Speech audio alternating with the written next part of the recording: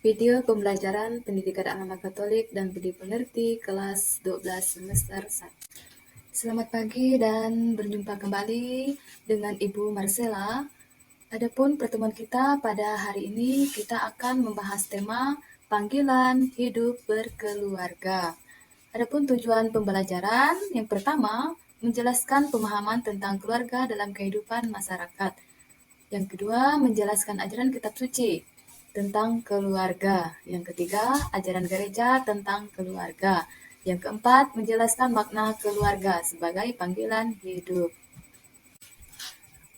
Mari kita menyimak dan mendengarkan cerita kehidupan tentang makna keluarga yang berjudul Saya Tidak Ingin Diganggu. Biasanya saya mendahulukan ego saya ketika di rumah. Apalagi jika sedang dikejar deadline. Saya akan sibuk di depan komputer, penuh konsentrasi, dan tidak mudah diganggu. Ketika anak atau istri saya mengganggu, saya mudah emosi karena tekanan deadline. Ditambah dengan permintaan tekanan anak atau istri. Nada bicara saya akan mudah meninggi.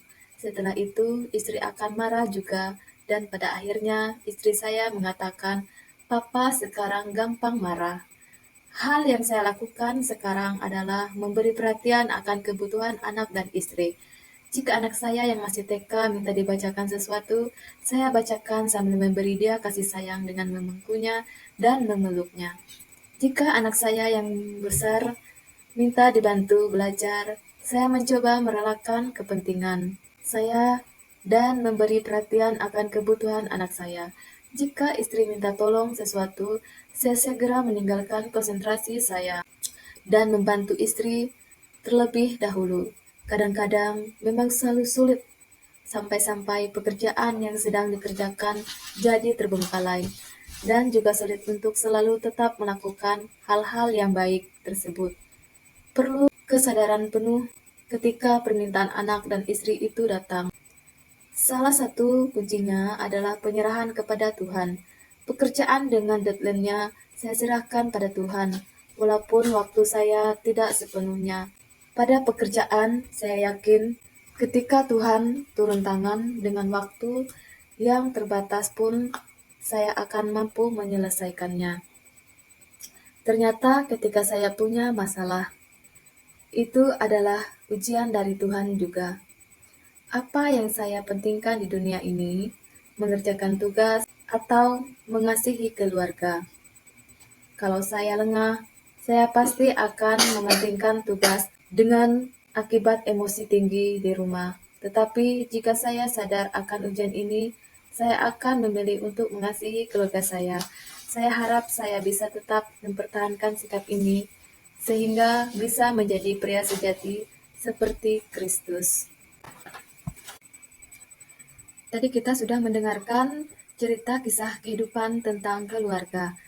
Mari sekarang kita mendalami materi dengan menjawab pertanyaan berikut. Yang pertama, apa yang dikisahkan dalam cerita itu? Yang kedua, apa yang menjadi sebab kemarahan si bapak keluarga dalam cerita itu?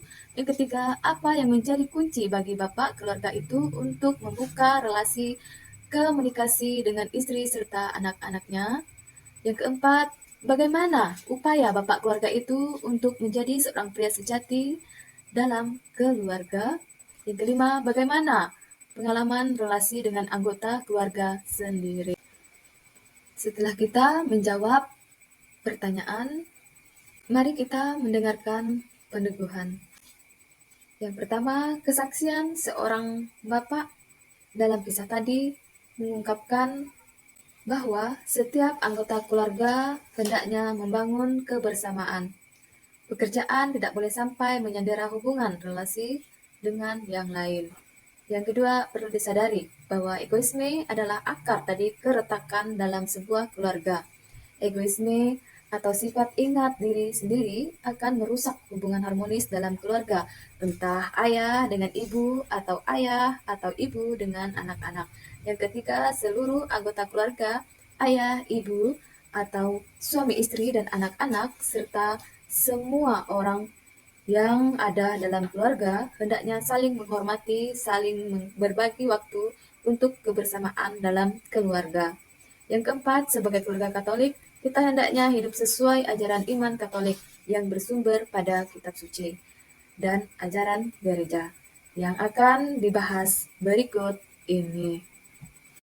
Mari kita mendengarkan ajaran kitab suci tentang keluarga.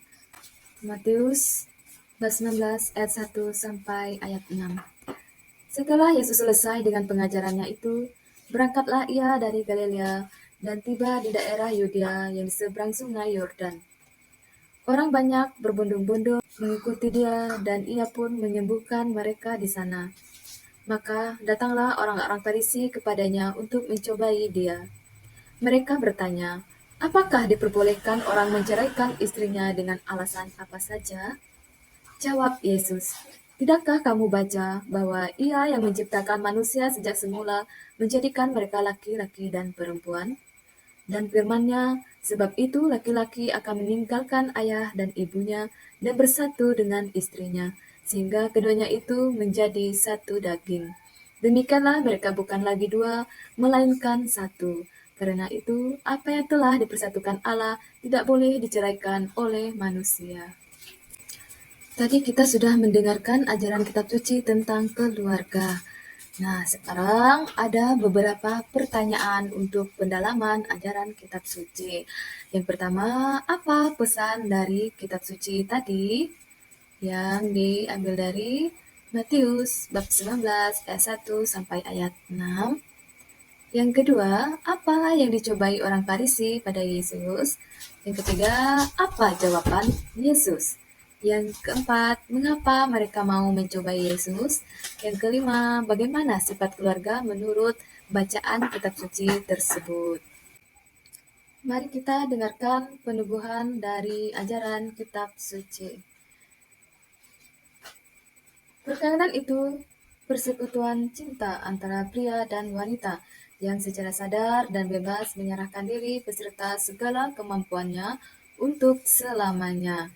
Dalam penyerahan itu, suami istri berusaha makin saling menyempurnakan dan saling membantu hanya dalam suasana saling menghormati dan menerima inilah dalam keadaan manapun juga.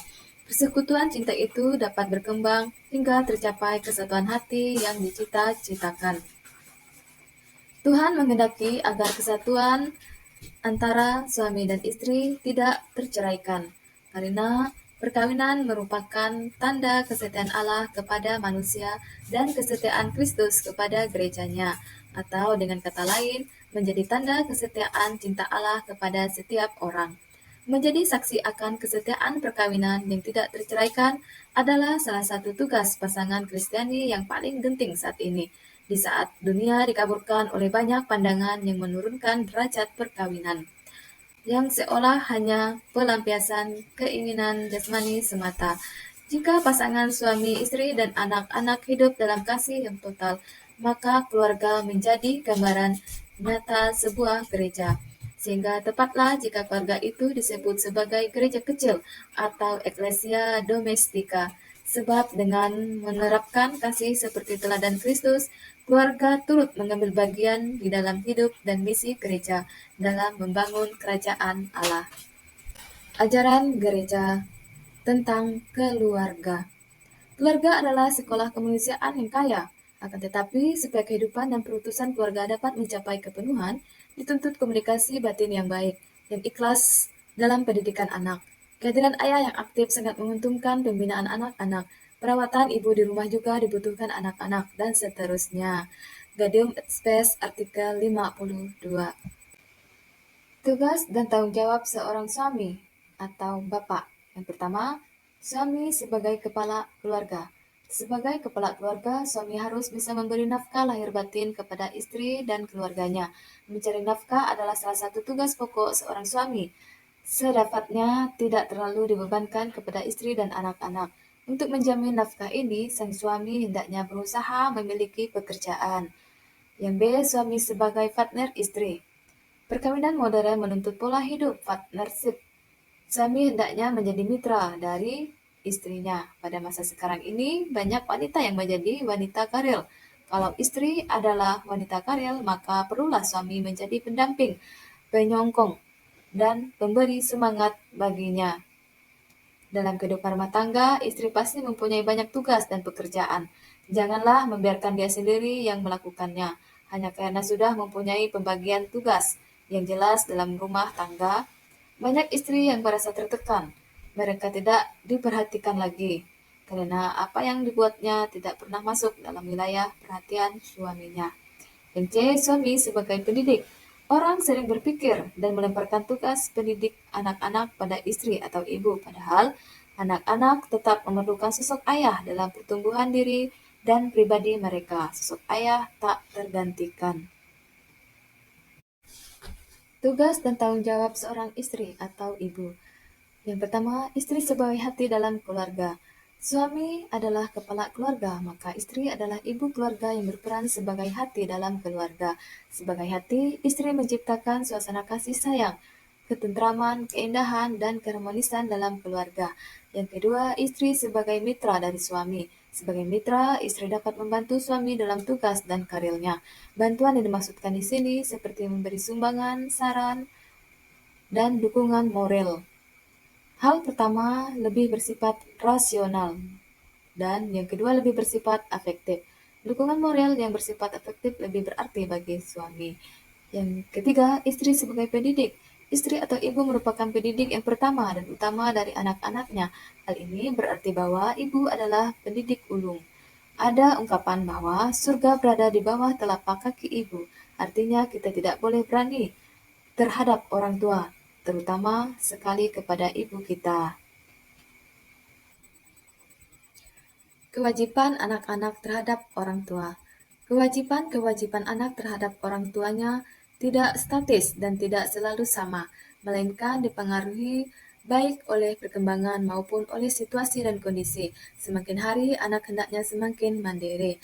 Orang tua makin lama makin tua membutuhkan anak-anaknya.